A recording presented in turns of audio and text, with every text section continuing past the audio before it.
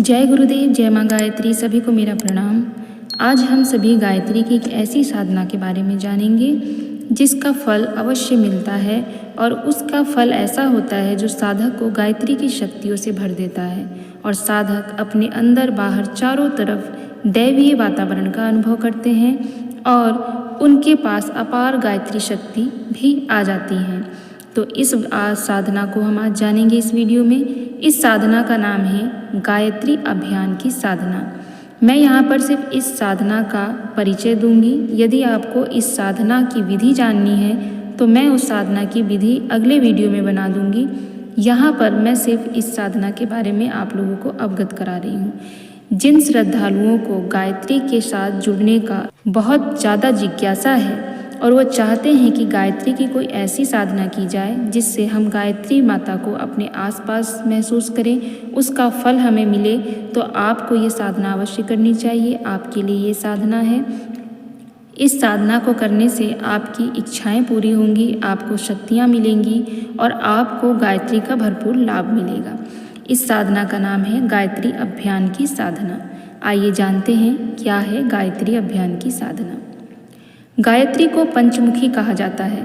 कई चित्रों में आलंकारिक रूप से 5 मुख दिखाए गए हैं। वास्तव में यह 5 विभाग हैं। पहला ओम, दूसरा भूर्भुवः स्वः, तीसरा तत्सवितुर्वरेण्यं, चौथा भर्गो देवस्य धीमहि, पांचवा धियो यो नः प्रचोदयात्। यज्ञोपवीत के 5 भाग हैं। 3 सूत्र, चौथी मध्य ग्रंथियाँ, 5वीं ब्रह्म ग्रंथि। 5 देवता भी प्रसिद्ध हैं। ओम गणेश, व्याहृत्यां भवानी, प्रथम चरण ब्रह्मा, द्वितीय चरण विष्णु, तृतीय चरण महेश।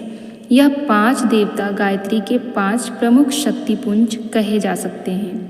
प्रकृति के संचालक 5 तत्व पृथ्वी, जल, अग्नि, वायु, आकाश, जीव के 5 कोश, अन्नमय कोश, प्राणमय कोश, मनोमय कोश, विज्ञानमय कोश, आनंदमय कोश। 5 ज्ञानेंद्रियाँ, 5 कर्मेंद्रियाँ, चैतन्य पंचक, मन, बुद्धि, चित्त, अहंकार, आत्मा। इस 5 प्रकार की पंच प्रवृत्तियाँ गायत्री के 5 भागों में प्रस्फुटित, प्रेरित, प्रसारित होती है। इन्हीं आधारों पर वेद माता गायत्री को पंचमुखी कहा गया है। पंचमुखी माता की उपासना एक नैष्ठिक अनुष्ठान है। अभी हमने जो आपको ऊपर गायत्री के बारे में बताया कि उसे पंचमुखी क्यों कहते हैं, आप ध्यानपूर्वक इसको समझिएगा कि 5 मुख के रहस्य क्या हैं और उन 5 मुखों में कौन कौन सी हमारे शरीर के भाग छुपे हैं, कौन कौन से शरीर के भाग की शक्तियाँ छुपी हैं, हमारे कोश और हमारे जो देवी देवता हैं कौन कौन से देवी देवता छुपे हैं। अब इन सब को मिलाकर जो पंचमुखी माता की उपासना होती है, जिसको हम नैष्ठिक अनुष्ठान कहते हैं, उस अनुष्ठान का नाम है गायत्री अभियान। यानी कि जब हम गायत्री अभियान की साधना करते हैं तो ऊपर बताए गए सभी देवी देवता, सभी कोश, सभी हमारी इंद्रियां, ये सभी प्रभावित होती हैं। हमारे 5 तत्व, हमारे 5 देवी देवता, हमारी 5 ग्रंथियाँ, हमारे 5 कोश और हमारे 5 ज्ञानेंद्रियाँ, इन सब पर इसका प्रभाव पड़ता है। इसीलिए इसे बहुत ही अच्छी साधना मानी जाती है। अब जानते हैं कि गायत्री अभियान साधना में कितना जप होता है, कितना समय लगता है और कैसे होता है। कैसे तो मैं दूसरे वीडियो में बताऊंगी, पर यहाँ छोटा सा उसका परिचय देंगे आप लोगों को, और बाकी उसकी पूरी विधि थोड़ी बड़ी है, इसलिए मैं उसे किसी और दिन आप लोगों से साझा अवश्य करूंगी। अब जानते हैं अभियान साधना में कितना वक्त लगता है और टोटल जप की संख्या कितनी होती है।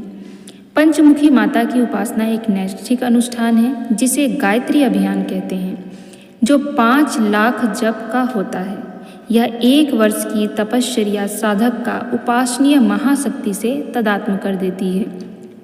श्रद्धा और विश्वास पूर्वक की हुई अभियान की साधना अपना फल दिखाए बिना नहीं रहती।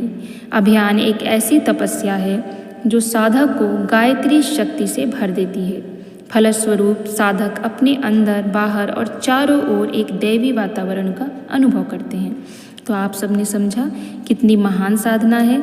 और 1 वर्ष की यह तपस्या जो हम अपने जीवन में लागू करेंगे, जो उसके नियम हैं, बहुत बड़ा नियम इसका नहीं है, बहुत कठिन नियम नहीं है। मैंने उस अभियान साधना की विधि को पढ़ा है, जाना है, तो मैं आपको ये बता सकती हूँ कि बहुत कठिन नहीं है।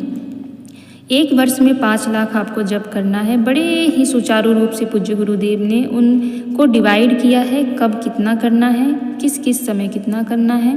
परंतु जिसने भी ये 1 वर्ष की तपस्या कर ली, 1 वर्ष की साधना कर ली, उसके जीवन में गायत्री की चमत्कार दिखाए बिना नहीं रह सकती, गायत्री की शक्तियाँ मिले बिना नहीं रह सकती, उसको गायत्री जप का फल मिले बिना नहीं रह सकता।